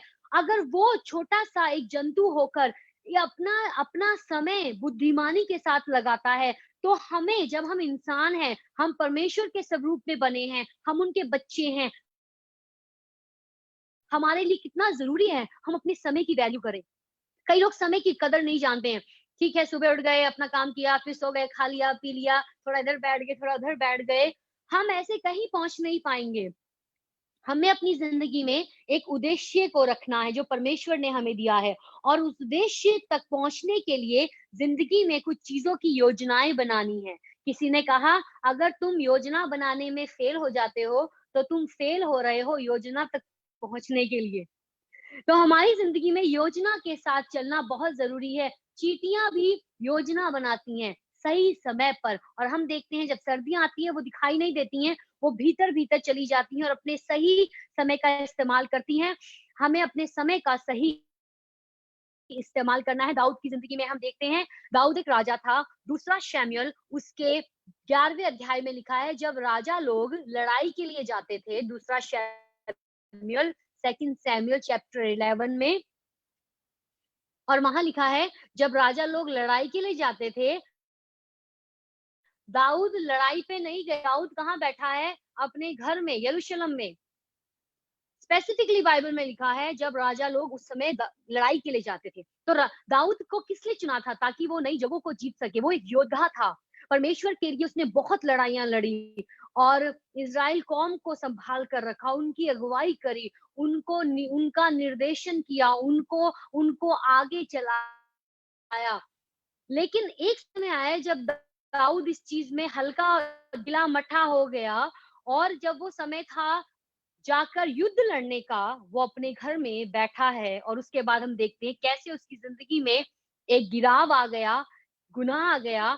उसने छत में से देखा अपने टहलते हुए बेतशेबा को नहाते हुए, और उसने देखा कि औरत बहुत ही खूबसूरत है, और उसने उसको बुला भेजा और उसके साथ व्यभिचार किया, उसके साथ नाजायज संबंध बनाया, ये जानते हुए भी कि वो उसके एक वफादार सेवक ऊरिया की पत्नी है। उसके बावजूद भी उसने ऐसा किया। यहाँ पर हम देखते हैं दाऊद की जिंदगी में गिराव आ गया, लेकिन उसने बाद में पश्चाताप किया और परमेश्वर ने फिर से उसे बनाया, उसे खड़ा किया और उसे मजबूत किया, और उसके साथ अपनी वाचा को उसने, परमेश्वर ने बांधा। तो हम समय को पहचाने, कहाँ परमेश्वर ने हमें जो समय दिया है, हमें वो समय, मैं आपको कह दूँ जो समय एक बार चला जाएगा वो वापस नहीं आएगा। सबकी उम्र आगे ही बढ़ रही है। कई बार हम जब जवान होते हैं, हम बच्चे होते हैं, हम कहते हैं अरे बड़ी ज़िंदगी है। जवान होते हैं, हम कहते हैं अरे बड़ी ज़िंदगी पड़ी है अभी तो। धीरे-धीरे हम अपने 20s में आते हैं, फिर 30s में आते हैं, फिर 40s में आते हैं, 50s में आते हैं और फिर हम देखते हैं ज़िंदगी ऐसे निकल जाती है जैसे पानी का बुलबुला है और पता ही नहीं चलता। लेकिन मैं आपको प्रोत्साहित करूँगी, आपके पास जो भी समय है, जो भी आप परमेश्वर के लिए कर सकते हैं, योगदान दें। तो तीसरी चीज़ जो परमेश्वर ने हमारे ऊपर सौंपी है, वो है समय, हमें उसका सही इस्तेमाल करना है और ये हमारे हाथ में है। एक बार हम किसी को सुन रहे थे, किसी प्रभु के दास को और वो कहते, "मेरे पास भी 24 घंटे ही हैं, आप लोगों के पास भी 24 घंटे ही हैं। लेकिन हम उन 24 घंटों का इस्तेमाल कैसे करते हैं, ये हमारे ऊपर है। जैसे आप उसको इस्तेमाल करोगे, आप उसके फल को देखोगे। आप आप में से शादीशुदा हैं, कई एल्डरली वीमेन हैं, कई लोग अभी अपनी टीनेजर्स में हैं जो मुझे सुन रहे हैं। तो मैं आपसे कहना चाहूँगी जो भी आपके पास है, जो भी आपको समय मिला है, उसको आप परमेश्वर के कामों में इस्तेमाल करें।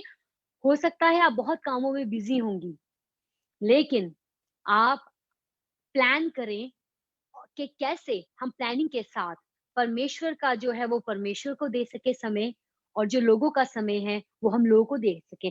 आप में से बहुत लोग जॉन वेस्ली के बारे में जानते होंगे, परमेश्वर के इस बड़े ज़बरदस्त दास थे, उनके द्वारा ज़बरदस्त बेदारी दुनिया में आई और उनकी अगर मैं सही हूँ तो उनकी माँ के पास मेरे ख्याल से 9 या 10 बच्चे थे।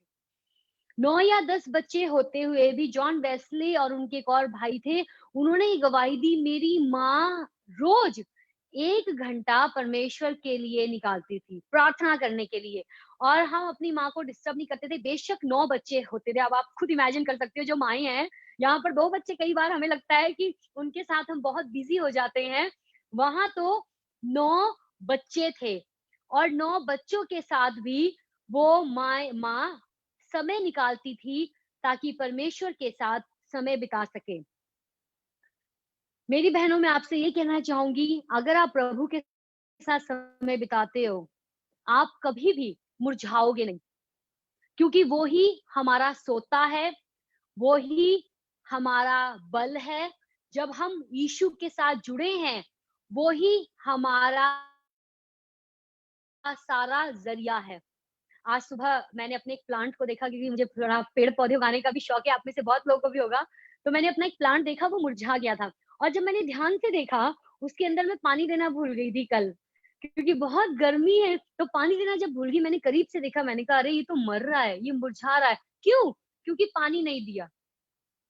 इसी प्रकार से जब हम अपनी ज़िंदगियों में वो वचन का जो पानी नहीं बहने देते हैं, प्रभु की उपस्थिति में जुड़े नहीं रहते हैं, आत्मा के पानी में नहीं हम बहते हैं, हम सूख जाएँगे। इसीलिए ज़रूरी है अपना समय परमेश्वर को दें, अपना समय जो प्रभु ने आपको काम दिए हैं, उनको दें, एक बैलेंस बनाएँ, जो परमेश्वर का है वो परमेश्वर को दें, जो लोगों के लिए है, परिवार का है, वो परिवार को दें, एक बैलेंस बनाएँ, एक एक अच्छा सेटिंग करें अपने घर की। चौथी चीज़ जो परमेश्वर ने हमारे हाथों में दी है, वो है परिवार। परिवार, कई बार कई लोग बाकी कामों में बहुत व्यस्त हो जाते हैं, लेकिन अपने परिवार को नहीं सँभाल पाते। हमारे लिए ज़रूरी है माँ होने के नाते, बहन होने के नाते घर में बीवी होने के नाते, पत्नी होने के नाते ग्रैंड मदर होने के नाते, हमारी ज़रूरी है कलीसिया में अगुवाई के तौर पर अगर हमें रखा गया है, हमें ज़रूरी है हम अपने परिवारों में भी गॉडली ऑर्डर लाएँ। हाँ, वो पति की ज़िम्मेवारी भी है, जो शादीशुदा लोग हैं या जो शादीशुदा नहीं है, उनके घर में उनके पिता की ज़िम्मेवारी है। लेकिन एज़ अ परमेश्वर की बेटी होने के नाते हमारी भी ज़िम्मेवारी है, हम उसमें अपना योगदान दें। यशायाह नबी की किताब में हम एक राजा के बारे में पढ़ते हैं, आप बाद में पढ़ लें, उसका नाम था हिज़किय्याह राजा। तो एक दिन यशायाह नबी उसके पास आया, उसके 38 अध्याय में बुक ऑफ आइज़ाया चैप्टर 38 उसकी पहली आयत से। यशायाह नबी 38 अध्याय पहली आयत और वहाँ पर लिखा है यशायाह हिजकिय्याह के पास आया और उसने कहा, परमेश्वर यूँ कहते हैं अपने घर को ऑर्डर में कर, set your house in order. और क्योंकि तू बहुत जल्द मरने वाला है। फिर हम देखते हैं हिजकिय्याह परमेश्वर के सामने रोया, प्रार्थना करी, प्रभु ने कहा परमेश्वर ने कहा चल ठीक है 15 साल तेरी ज़िंदगी में और ऐड कर दिया। लेकिन उन 15 साल में उसने गड़बड़ करी, उसको बाद में आप पढ़ लें। तो यहाँ पर मैं किस पॉइंट पर आना चाहूँगी कि अगर परमेश्वर ने सिर्फ़ हमें अपना सुसमाचार ही बताने के लिए नहीं चुना है, परमेश्वर ने सिर्फ़ हमें अपना अपना प्रार्थना के लिए नहीं चुना है, सिर्फ़ हमें अपना टाइम ही सही तरीके से नहीं हमने यूज़ करना है, साथ-साथ हमें अपने परिवारों को भी सँभालना है। वचन में लिखा है पहला तीमुथियुस उसका 3रा अध्याय और उसकी 4थी आयत में कि एक व्यक्ति जो परमेश्वर यहाँ पर तो बात की गई है जो एक पासवान है या जो एक डीकन है उसके लिए कि वो पहले अपने घर को सेट करे। हमारे लिए ज़रूरी है, हमारे ऊपर ज़िम्मेवारी है। वचन में हम पढ़ते हैं जो तिमुथी था उसकी जो माँ थी और उसकी जो नानी थी, उनकी ज़िंदगियाँ तिमुथी की ज़िंदगी में विश्वास को बढ़ाने के लिए उसकी माँ और उसकी नानी का बहुत बड़ा योगदान था। आपका अपने बच्चों की ज़िंदगी में बहुत बड़ा योगदान है, उसको न कहें। ने कई राजा हम बाइबल में पढ़ते हैं, कई बार औरतें सोचती हैं, ये सिर्फ़ पति की ज़िम्मेवारी है या ये सिर्फ़ पिता की ज़िम्मेवारी ना, पति की ख़ासकर।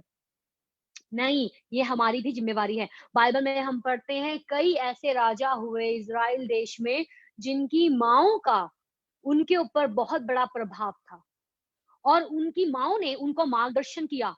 कइयों ने गलत भी सलाह दे दी, कइयों ने अच्छी सलाह दी परमेश्वर के डर में रहते हुए। तो हमारे ऊपर ज़िम्मेवारी है, हम अपने परिवार को बना सकते हैं, हम अपने परिवार को तोड़ सकते हैं और हमें परमेश्वर को जवाब देना है। और परिवार में प्रेम बनाना हमारे ऊपर है, परिवार में माफ़ी को लाना, हम अपनी ज़िंदगी से ज़ाहिर करें। कई बार परिवारों में कई अनबन हो जाती है, कई बार किसी के आइडियाज़ मैच नहीं करते हैं, कई बार कोई ऊँचा बोल पड़ता है, कई बार कई घमंड, ईगो प्रॉब्लम्स आ जाती हैं, मैं क्यों झुकूँ, वो क्यों नहीं झुके, उसने ऐसे मुझे क्यों बोल दिया, उसने मेरे बारे में ऐसा क्यों कहा, ये चीज़ें इंसान अपने मन के अंदर लेकर चलता है। लेकिन मैं आपको साफ-साफ बता दूँ, ये चीज़ें आपकी आत्मिक वृद्धि के लिए बन जाती हैं। पौलुस कहता है वो सारी चीज़ें जो तुम्हें आगे बढ़ने से रोकती है, उसको काट डालो। आपको उन चीज़ों को अपने हाथों से काटना है, क्षमा में चलना है, क्षमा दूसरे को माफ़ करना हमें सीखना है। हम दूर क्या जाएँ, कई बार परिवारों में लोग एक-दूसरे को माफ़ नहीं करते हैं। बच्चे माँ-बाप को माफ़ नहीं करेंगे, माँ-बाप बच्चों को माफ़ नहीं करेंगे, पति-पत्नी या पत्नी पति को माफ़ नहीं करेगी, ननंद भाभी को माफ़ नहीं करेगी, भाभी ननंद को माफ़ नहीं करेगी, सास बहू को माफ़ नहीं कर रही है, बहू सास को माफ़ नहीं कर रही है, कई चीज़ें। लेकिन अगर आप सच में प्रभु में आगे बढ़ना चाहते हो, शुरुआत आपके घर से है, अपने परिवार से है, कहना सीखो, मुझे माफ़ करो। कई बार हम कहते हैं मैं क्यों बोलूँ आई एम सॉरी, मैं बड़ी हूँ या मैं छोटी हूँ, गलती उसकी थी, गलती इसकी थी। दूसरों के ऊपर थोपना शुरू कर देते हैं हम लोग। गलती किसी की भी थी, अगर आप माफ़ी माँगते हो, आप छोटे नहीं होगे। लेकिन वो आपके आप परमेश्वर आपको देखेंगे और आपको ऊँचा करेंगे। आप माफ़ी इसलिए नहीं माँग रहे हो क्योंकि आप कमज़ोर हो। आप माफ़ी इसलिए माँग रहे हो क्योंकि परमेश्वर ने आपको माफ़ किया है। जब आप अपनी ज़िंदगियों को देखो, आपकी ज़िंदगी में कितने गुनाह थे, कितनी कमज़ोरी थी, लेकिन पिता है कि नहीं? तो हमें भी दूसरों को माफ़ करना है। प्रभु यीशु मसीह ने भी हमें माफ़ किया। ये छोटी-छोटी चीज़ें हैं जब हम अपनी ज़िंदगियों में करते हैं, हम अपनी ज़िंदगियों में आगे बढ़ते हैं। नहीं तो ये चीज़ें हमें रोकेंगी। हम आगे बढ़ेंगे, ये पीछे हमें खींचेंगी। हम आगे बढ़ेंगे, ये पीछे हमें खींचेंगी। कड़वाहट आ जाती है अंदर हमारी ज़िंदगी में जब हम माफ़ नहीं करते हैं। गुस्से में एक व्यक्ति चलना शुरू हो जाता है जो अच्छा नहीं है। प्रभु यीशु मसीह ने कहा गुस्सा सूरज ढलने से पहले खत्म हो। लेकिन हम कई बहुत लोग क्या करते हैं, गुस्से में सो जाते हैं। कुछ बात हुई अनबन और वहीं हम सो गए और वो क्या हो रहा है, अब शैतान को मौका मिल गया है और बीज बोने का, अपनी गलत चीज़ों को बोने का और वो बोता है। आप लोगों में से कई लोगों ने एक्सपीरियंस किया होगा इस चीज़ को, वो बोता है गलत चीज़ें क्योंकि वो नहीं चाहता हम परमेश्वर की बातों में आगे बढ़ें। क्योंकि ये चीज़ें रुकावट हैं प्रभु को सुनने में। हम क्या करते हैं जब हम किसी को माफ़ नहीं ना कर रहे हैं, हम परमेश्वर की आत्मा को शोकित कर देते हैं। क्योंकि परमेश्वर का आत्मा हमसे बहुत दूर नहीं है। परमेश्वर का आत्मा हमारे अंदर है। हम उसको क्या करते हैं, हम कहते हैं परमेश्वर की आत्मा को, आप चुप रहो, हम वो करेंगे जो हमें अच्छा लगता है। प्रभु कह रहे हैं, माफ कर दे बेटी, चल गुस्सा थूक दे बेटी, चल प्यार में चल। नहीं प्रभु, नहीं होता है, बहुत मुश्किल है, नहीं होता है, बहुत मुश्किल है। लेकिन जो आत्मा परमेश्वर का आपके अंदर है, उसके द्वारा सब कुछ हो सकता है। हालेलुया। क्योंकि अब आप नहीं जीते हो, पौलुस कहता है, अब मैं नहीं जीता हूँ, लेकिन मुझ में मसीह जीता है। अब आपके अंदर आप नहीं जी रहे हो। पौलुस कहता है, मैं तो मर गया हूँ। हम सब मर चुके हैं। जब यीशु क्रूस पर गए, हम भी क्रूस पर गए। जब यीशु मुर्दों में गए, गाड़े गए, हम भी गाड़े गए। जब यीशु मुर्दों में से जी उठे, हम भी उनका बदन उनके साथ जी उठे। लेकिन आज बहुत लोग इस बात को नहीं समझते हैं और सोचते हैं आज भी हम जिंदा हैं। मैं हूँ, मेरा क्या होगा? मैं हूँ, मेरे बारे में कोई नहीं सोचता, मुझे कोई प्यार नहीं करता। हर जगह क्या आता है? मैं। ये मैं ही कई लोगों के गिरने का कारण बनता है। जब हम मैं को छोड़कर हम परमेश्वर लगाते हैं, हम आगे बढ़ते हैं। हालेलुया! अपने पड़ोसी को कहें, मैं को छोड़ो और आगे बढ़ो। कहें फिर से, मैं को छोड़ो और आगे बढ़ो। मैं 5-10 मिनट बस लूँगी, आप फिर मैं आपके लिए प्रार्थना करूँगी और मैं विश्वास करती हूँ, आप परमेश्वर आपसे बात कर रहे हैं, तो हमें मैं में नहीं चलना। घर में भी हम मैं में नहीं चल सकते। अगर पति यही सोचेगा, मेरा क्या होगा? पत्नी यही सोचेगी, मेरा क्या होगा? बच्चे यही सोचेंगे, हमारा क्या बनेगा? तो ऐसे नहीं होता। हमें मिलकर, एक साथ बढ़कर आगे चलना है। अपने घरों में आप प्रार्थना करें, अपने बच्चों को प्रार्थना में बिठाएँ, बहुत ज़रूरी है। आज हम दुनिया में देखते हैं गुनाह कैसे बढ़ रहा है, दूर भी नहीं है, गुनाह हाथों में है, आज मोबाइल्स में इंटरनेट है और कुछ भी जब कुछ आप देख रहे होते हो, एकदम से कुछ और चीज़ निकल आती है और जब हमारे बच्चे भी देख रहे होते हैं, हो सकता है उनके सामने भी कोई ऐसी अश्लील फ़ोटो या वीडियोज़ आ जाएँ। हम माता-पिता होने के नाते, घर के बड़े होने के नाते हमें देखना है कहीं हमारी आगे आने वाली पीढ़ी इस गुनाह में तो नहीं बढ़ रही है। हमारी आगे आने वाली पीढ़ी की ज़िम्मेवारी हमारे ऊपर है। परमेश्वर ने मूसा को कहा जब ये लोग नई जगह पर जा रहे थे, वादे की जगह पर, परमेश्वर ने मूसा को कहा, "मेरे लोगों को बोल जो कुछ मैंने तुम्हें सिखाया है, अपनी आगे आने वाली पीढ़ियों को बताना और उनको बताते रहना।" अगर आप भजन संहिता उसका 78 अध्याय पढ़ते हैं, बुक ऑफ साम चैप्टर 78, वहां पर लिखा है, आगे आने वाली पीढ़ियों को परमेश्वर कहते हैं बताओ जो मैंने किया है। और ये किसका फर्ज है? पास्टर का फर्ज तो बाद में है। पास्टर को तो आप 1 हफ्ते के बाद चर्च में मिलोगे या वो घर में 1 घंटे के लिए हाउस विजिट के लिए आएंगे। लेकिन घर में कौन बैठता है? माँ बाप। माँ बाप की जिम्मेवारी है। माँ-बाप बच्चों को देखें, कैसे फैमिली में हम बच्चों को बताते हैं परमेश्वर के बारे में और सिर्फ बोलकर ही नहीं, अपनी ज़िंदगियों से भी जीकर हम बताते हैं। हालेलुया! हम अपनी ज़िंदगियों से जीकर बताते हैं, होने दें, ये सब हमारी ज़िंदगियों में सच्चा उदाहरण बनने पाए। आमीन। हमारे ऊपर बहुत बड़ी ज़िम्मेवारी है, अपने पड़ोसी को हिलाकर कहें, जो आपके पास बैठा है, बहन आपके ऊपर बहुत बड़ी ज़िम्मेवारी है। अगर जो अकेला है वो कह दे मेरे ऊपर बहुत बड़ी ज़िम्मेवारी है। हमारे ऊपर बहुत बड़ी ज़िम्मेवारी है। हम इसको हल्के में नहीं ले सकते। जैसे मैं कह रही हूँ स्वर्ग हमारी ओर देखता है और वो देखता है कौन है जो आगे उस रेस को पूरा करेगा, जो परमेश्वर के लोगों ने शुरुआत की है। उन्होंने अपनी रेस को पूरा कर लिया है। अब हमारे हाथ में है, हम अपनी पीढ़ी में इस रेस को कैसे पूरा करते हैं और अपनी पीढ़ियों को हम क्या धरोहर देकर जाते हैं। अपने बच्चों को हम क्या धरोहर देते हैं, अपनी आगे आने वाली पीढ़ियों को हम क्या समझाते हैं, हमारे लिए बहुत ज़रूरी है, ये बहुत बड़ी ज़िम्मेवारी है और मैं विश्वास करती हूँ परमेश्वर का आत्मा आपकी मदद करेगा, ताकि आप इस बात को समझ सकें और इस बात को आगे लेकर बढ़ सकें। 5वीं बात जहाँ पर परमेश्वर हमारी ज़िंदगियों में हम पर विश्वास करते हैं, हमें वो सौंपते हैं, वो है हमारे काम। काम, वो चाहे हमारे काम घर में हो, चाहे वो काम हमारे जहाँ पे हम जॉब्स करते हैं वहाँ पर हो और बहुत ज़रूरी है, जब हम जॉब करते हैं, बहुत लोग जॉब करते होंगे, हो सकता है आप में से भी कई बहनें और चाहे हम घर में भी हों, चाहे हम जॉब में भी हों, हम जहाँ पर भी हों, एक बात याद रखें, लोग आपको देखते हैं। लोग आपको देख रहे हैं, अपने पड़ोसी को कहें, आपको लोग देखते हैं। कहीं लोग आपको देखते हैं, लोग हमें देखते हैं, हम कैसे चलते हैं, कैसे बोलते हैं, कैसे अपनी ज़िंदगियों में जीते हैं, कैसे उठते हैं। काम पर भी लोग हमें देखते हैं, वो देखते हैं अगर ये परमेश्वर का बच्चा है, क्या सच में इसकी ज़िंदगी में खराई है? और और परमेश्वर भी देखते हैं कि हमारी ज़िंदगी में क्या खराई है। इसके बारे में आप बाद में पढ़ सकते हैं। उसके बारे में है इब्रानियों की पुस्तक नहीं इफिसियों की पुस्तक उसके 5वें 6ठे अध्याय में। 1 मिनट हाँ, इफिसियों की पुस्तक उसके 6ठे अध्याय में उसकी 5 और 9 आयत क्विकली मैं आपके साथ पढ़ूँगी अगर आप खोल सकते हैं। इफिसियों की पुस्तक उसका 6th चैप्टर और उसकी 5 से लेकर 9 आयत।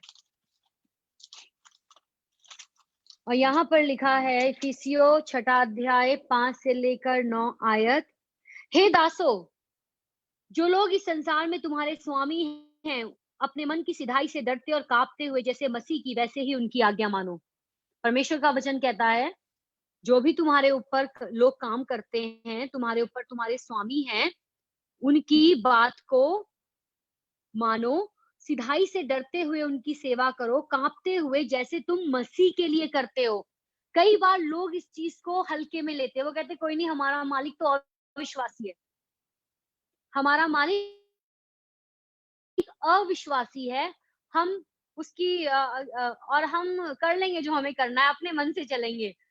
लेकिन याद रखें दानियल की ज़िंदगी को देखें, दानियल के ऊपर अविश्वासी राजा था, लेकिन वो कैसे विश्वास योग्य रहा। यूसुफ के ऊपर पोतीफर अविश्वासी व्यक्ति था, लेकिन वो कैसे विश्वास योग्य रहा। कई लोग बाइबल में हम पढ़ते हैं जिनके ऊपर अविश्वासी राजा थे या लोग थे, लेकिन वो कैसे परमेश्वर के लोग विश्वासी बने रहे और उन्होंने वो किया जो सही था। तो हे दास, जो लोग इस संसार में तुम्हारे ऊपर स्वामी हैं, अपने मन की सिधाई से डरते और कांपते हुए जैसे मसीह की वैसे ही उनकी भी आज्ञा को मानो। मनुष्यों को प्रसन्न करने वाले के समान दिखाने के लिए सेवा ना करो, पर मसीह के दासों के समान मन से परमेश्वर की इच्छा पर चलो और उस सेवा को मनुष्यों की नहीं परंतु प्रभु की जानकर सच्चे हृदय से करो। और ना से लोगों को मिलते हैं जो अविश्वासी लोगों के अंडर काम करते हैं बड़ी बड़ी कंपनीज में, और जब वो वफादारी के साथ काम करते हैं, जो अविश्वासी उनके लीडर्स हैं या उनके जो अगुवे हैं, जब वो उस विश्वासी व्यक्ति की खराई को देखते हैं ना, वो उसको प्रमोट करते हैं और उसको ऊंचा दर्जा देते हैं।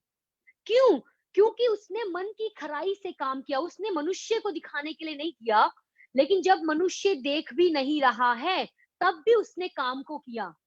और ये परमेश्वर ने देखा और परमेश्वर ने क्या किया, उस राजा के दिल के अंदर डाला और उस राजा ने उसको क्या किया, ऊंचा दर्जा दिया। तो हम जो भी करते हैं, चाहे वो छोटा सा काम भी क्यों ना हो, मैं आपको इनकरेज करूंगी परमेश्वर के लिए करें। जब आप खाना बनाते हो किचन में, परमेश्वर के लिए। अपने घर को संभाल रहे हो, परमेश्वर के लिए। अपने कलीसिया में अगर आप योगदान दे रहे हो, परमेश्वर के लिए। तो जो कुछ भी आप करते हो परमेश्वर के लिए करते हो। और 8वीं आयत में लिखा है, क्योंकि तुम जानते हो कि जो कोई जैसा अच्छा काम करेगा, चाहे दास हो चाहे स्वतंत्र, प्रभु से वैसा ही पाएगा। हे स्वामियों, तुम भी धमकियों देना छोड़कर उनके साथ वैसा ही व्यवहार करो, क्योंकि तुम जानते हो कि उनका और तुम्हारा दोनों का स्वामी स्वर्ग में है और वह किसी का पक्ष नहीं करता। तो यहाँ पर स्वामी और दास दोनों के लिए परमेश्वर का वचन कहता है कि हमें ऐसे दासों को ऐसे काम करना है, वो परमेश्वर के लिए कर रहे हैं, मनुष्य को खुश करने के लिए नहीं, मनुष्य को दिखाने के लिए नहीं। और जो स्वामी हैं, उनको ऐसे अपने दासों के साथ व्यवहार करना है, एक अच्छे अच्छे स्वामी की तरह, ये जानते हुए कि परमेश्वर उन दोनों का स्वामी है और परमेश्वर दोनों का पक्ष नहीं करता। तो जो छठी बात और आखिरी बात है, जो परमेश्वर ने एक बहुत बड़ी जिम्मेवारी हमारे हाथों में दी है, वो है हमारी निज कलीसिया। हमारी जो लोकल कलीसिया, जहां पर आप जाते हो, हमें बहुत ज़रूरी है। आप पहला तिमुथी उसका 3 अध्याय और उसकी 15 आयत या आखिरी आयत है जो मैं आपके साथ पढ़ूँगी। पहला तिमुथियुस उसका 3 अध्याय और उसकी 15 आयत। First Timothy chapter 3 verse 15। क्योंकि जो सेवक का काम अच्छी तरह से कर सकते हैं, वह अपने लिए अच्छा पद और उस विश्वास में जो यीशु मसीह पर है बड़ा साहस प्राप्त करेंगे। अगर आप इंग्लिश बाइबल में पढ़ते हैं, यहाँ पर डीकन्स के लिए कहा गया कलीसिया में जो सेवक हैं, और यहाँ पर इंग्लिश बाइबल में लिखा है behave in the house hold of God. तो हमारा जो भी कलीसिया में हम जाते हैं, हम वहां पर कैसे योगदान दे रहे हैं। परमेश्वर ने आप सबको किसी ना किसी कलीसिया का हिस्सा बनाया है, और अब आपके लिए ज़िम्मेवारी है, आप उस कलीसिया में कैसे योगदान देते हैं। कई बार बहुत लोग वेट करते हैं कि हमारा अगुवा या हमारा चर्च पास्टर या हमारा लीडर हमें बोलेगा तभी हम कुछ काम करेंगे। अगर आप एक ऐसे व्यक्ति हैं जो समझते हैं कि आप जो कुछ करते हैं किसी मनुष्य के लिए नहीं करते हो, तो आप क्या करोगे बिना पूछे, आप अपने कलीसिया के लीडर से या पासवान से, जो भी परमेश्वर ने आपके ऊपर रखे हैं, आप उनसे जाकर खुद पूछोगे कि क्या कोई ऐसी काम है जो मैं कलीसिया में योगदान दे सकता हूँ। चाहे वो कोई सा भी काम हो, चाहे वो कोई सा भी काम हो, चाहे वो अ, चाहे वो झाड़ू लगाने का काम हो, चाहे वो बर्तन साफ करने का काम हो, चाहे वो गंदगी हटाने का काम हो, चाहे वो वहाँ के कपड़े जो भी पर्दे, जो भी दरियाँ धोने का काम हो, झाड़ू पोंछे का काम हो, को खाना खिलाने का काम हो, जो कुछ भी आपके हाथ में परमेश्वर देते हैं, आप उसको जब विश्वास योग्यता के साथ करते हैं, परमेश्वर इस बात को देखते हैं। परमेश्वर इस बात को देखते हैं। जहाँ पर प्रभु ने आपको रखा है, कलीसिया में आपको योगदान देना है। वेट मत करें कि आपको कोई आकर पूछेगा। आप खुद पूछें कॉल करके। और हमारा जो रवैया है कलीसिया में अपने अगुवों के प्रति, अपने सह-विश्वासियों के प्रति एक बहुत अच्छा रवैया होना चाहिए।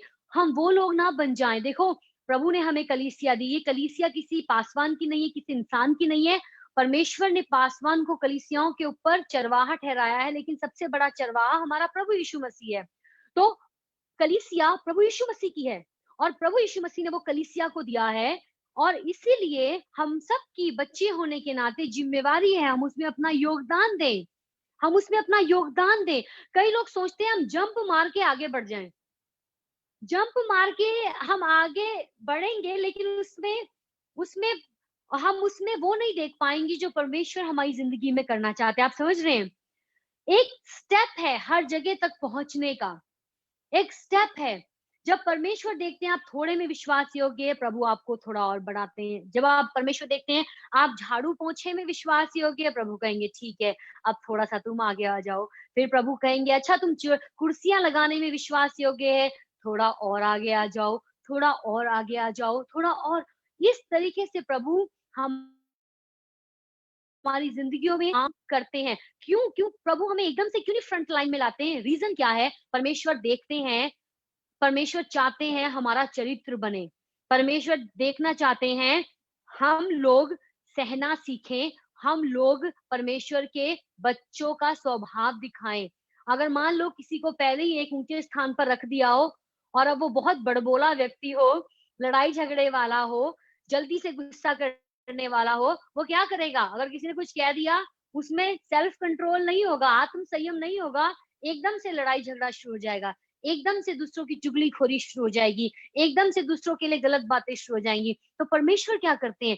धीरे-धीरे, धीरे-धीरे हमें बनाते हैं, हमें बढ़ाते हैं, हमें तोड़ते हैं, हमें बनाते हैं, फिर हमें बढ़ाते हैं, फिर हमें तोड़ते हैं, फिर हमें बनाते हैं, फिर हमें बढ़ाते हैं, ताकि जब हम उस जगह पर पहुँच जाएँ, जहाँ पे परमेश्वर ने हमें रखा है, हम इस बात को समझे, ये परमेश्वर की ओर से है, और हम उस जगह से परमेश्वर का स्वभाव दिखाएँ। हालेलुया!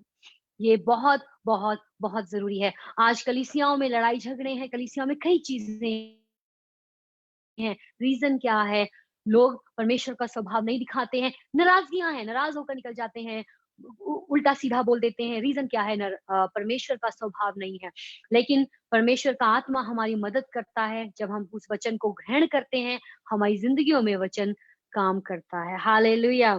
तो स्वर्ग आपको देख रहा है, स्वर्ग की निगाहें आप पर हैं, स्वर्ग चाहता है आप वो काम पूरा करो जो परमेश्वर ने आपको सौंपा है, और परमेश्वर की आप सबके लिए योजना है। इसीलिए जो परमेश्वर ने आपको आज के लिए दिया है, उसमें विश्वास योग्य रहें और प्रभु आपको बढ़ाएँगे। हालेलुया! आइए हम प्रार्थना करें। स्वर्गीय पिता, हम आपका धन्यवाद करते हैं आज के दिन के लिए। प्रभु, मैं प्रार्थना करती हूँ यीशु मसीह के नाम से, जो आज बहनें इस सभा में जुड़ी हुई हैं, हर एक की ज़िंदगी में काम करें। प्रभु, हर एक के अंदर आपका आत्मा है, वो सामर्थ का आत्मा है, वो डर और भय का आत्मा नहीं है, वो बुद्धि का आत्मा है, वो समझ का आत्मा है, वो आत्म संयम का आत्मा है। यीशु मसीह के नाम से इनकी जिंदगियों में प्रभु आपका काम देखने को मिले। मेरी प्रार्थना है प्रभु, जहां कहीं भी आपकी बेटियां हैं, होने दे उस जगह में अपनी बच्चियों को इस्तेमाल करें, सामर्थी तौर से वो आत्मा की अगुवाई में इस्तेमाल करें, रूह की शक्ति में इस्तेमाल करें। प्रभु ओ हालेलुया, जब आपकी बेटियां प्रार्थना करती है, सामर्थ के काम हो। जब आपकी बेटियां लोगों के लिए प्रभु जी दुआ करती हैं, सामर्थ के काम हो। जब आपकी बेटियां वचनों को बताती हैं, अलौकिक रीति से लोगों की जिंदगियों में काम हो, बंधन टूट जाएं। जो लोग जकड़े हुए हैं बीमारी में, जो लोग जकड़े हुए हैं शैतान की गिरफ्त में, वो सब छुटकारा पाएं। यीशु मसीह के नाम से मैं इनकी जिंदगियों के ऊपर आशीष बोलती हूँ, और प्रभु जी इनको इस्तेमाल करें। होने दे आपकी कलीसिया मजबूत हो जाए, होने दे आपके लोग मजबूत हो जाएं। प्रभु, अपने लोगों को बल दें, हिम्मत दें, ताकि विश्वास में मजबूती के साथ जुड़े रहें, विश्वास में मजबूती के साथ बड़े रहें। प्रभु जी, कोई भी कमजोरी इनकी जिंदगियों में ना आए, लेकिन होने दे आपके लोग प्रभु जी एक प्रभु ऊंचाइयों से ऊंचाइयों की ओर जाएं, महिमा से महिमा की ओर जाएं। इनके कामों में आप बरकत दें, इनके परिवारों में मैं शालोम शांति बोलती हूँ, इनके घरानों में प्रेम शांति बोलती हूँ। प्रभु जी आपका सामर्थ काम करे, होने दे ये आपके लिए चलती फिरती गवाही बने। सबकी जिंदगियों के लिए प्रार्थना करती हूँ, सबको आपके हाथों में सौंपती हूँ। यीशु मसीह के सामर्थी और मीठे नाम से प्रार्थना को मांगती हूँ, आमीन।